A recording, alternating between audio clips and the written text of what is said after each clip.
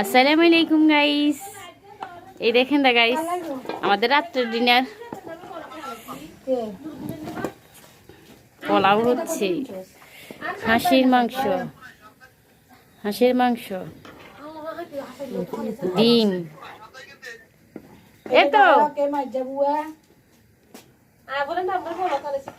এতো দুলা ভাই আনি চিঠি।